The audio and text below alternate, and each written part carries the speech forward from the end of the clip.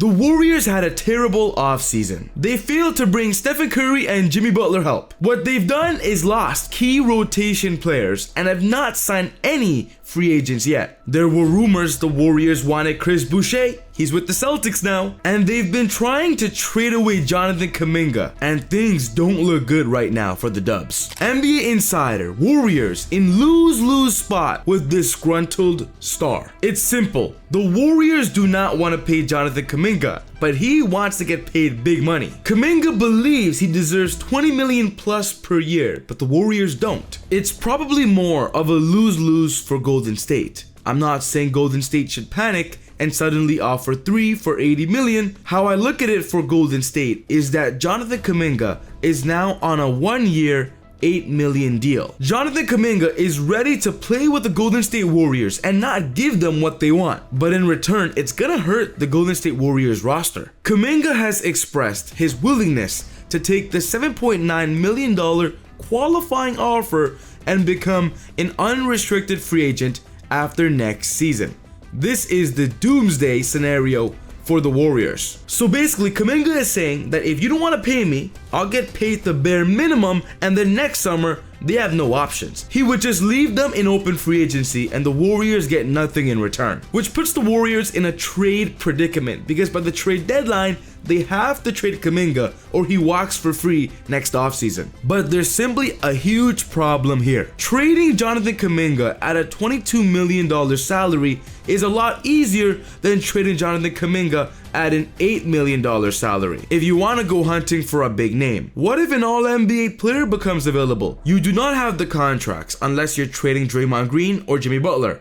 You would have Kuminga at $8 million, Moses Moody at $11 million, Buddy Hield at $8 or $9 million. NBA insider Bobby Marks is simply saying they can't sign Kuminga for such a cheap deal because it's just not worth it, especially if you're not going to give him minutes. You don't have the numbers to stack, which is why getting Kuminga on a 2-year deal for $45 million is a perfect solution for Golden State, but it takes 2 to tango and requires Kuminga to sign at that number. The Warriors just offered Kuminga the 2-year $45, but he rejected it because he believes he's worth more than a 2-year term deal. And it's pretty obvious that Kuminga doesn't want to play in Golden State because he knows he's not going to get the minutes there. Even Steve Kerr went on record that Kuminga will not play starter minutes next season if he remains with the team following their playoff exit. I've been asked to win, and right now, he's not a guy who I can say, I'm gonna play 38 minutes with the roster we have, Steph Curry, Jimmy, and Draymond,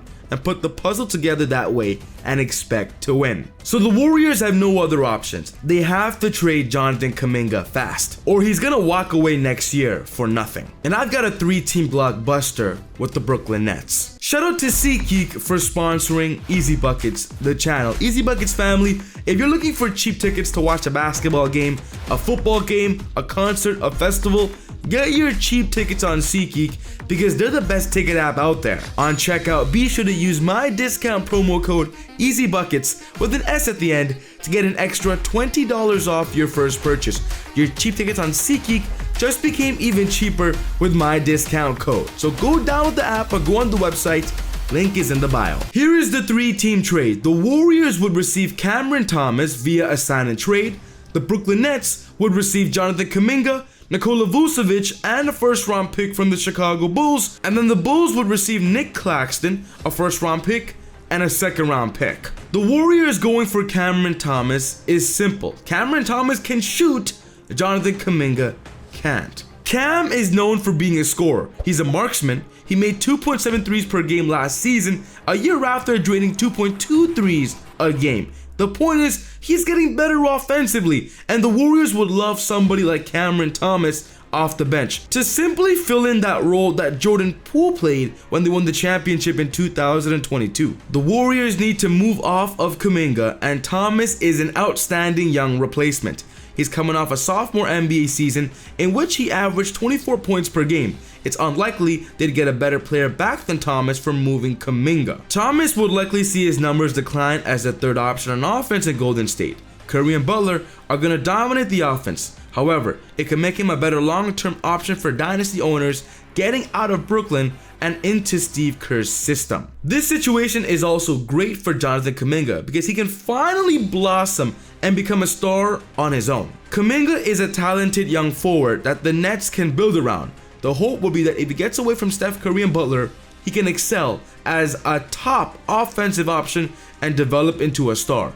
He is viewed as a high upside talent who could develop into a superstar. Here's another trade revolving the Blazers. The Warriors would receive Toumani Camara, Robert Williams, and a 2026 second round pick. The Blazers would receive Jonathan Kuminga, Qui Santos, and the Hawks would receive Matisse Thybulle, Kobe Buffkin, and a 2030 second round pick. For Golden State, adding a young defensive-minded forward in Camara will be a great addition to their roster as he would provide them with another great scorer and defender in the lineup, a 3-and-D wing. The Warriors would also fill their hole at the center position by adding Robert Williams III, who is a great defender and solid inside scorer. Even though he's had injuries, he can replace Kevon Looney. But I want to propose a blockbuster of all blockbusters in a 3-team deal revolving the Los Angeles Lakers and the Utah Jazz. The Lakers would receive Lauri Markkanen from the Jazz. The Warriors would receive Austin Reeves and Kelly Olynyk, while the Utah Jazz would receive Jonathan Kuminga, Rui Hachimura, the Lakers' 2029 first-round pick, and the Warriors' 2030 first-round pick. Jonathan Kuminga would be the new star player in Utah. The Lakers would get an upgrade over Austin Reeves for Lauri Markkanen, and then the Warriors would get one of the best third options in the NBA of Austin Reeves. But we are hearing big rumors right now about the Utah Jazz that they simply want to offer the Warriors a small end deal to give the Warriors a better future and of course snag Kuminga now. This is the deal. The Jazz would receive Jonathan Kuminga and the Warriors would receive Georges Niang, who of course is on a very cheap deal, a 2027 first round pick from Minnesota and a 2028 first round pick from the Utah Jazz. The Warriors would trade Kuminga for future assets instead of risking losing him for nothing next summer. One thing's for certain, I said this in my ex interview, whether it's here or somewhere else, he gonna get paid. And he's going to have a very bright future. So I don't think he has anything to worry about. Everybody know what he's capable of. He will get paid here or he will get paid somewhere else.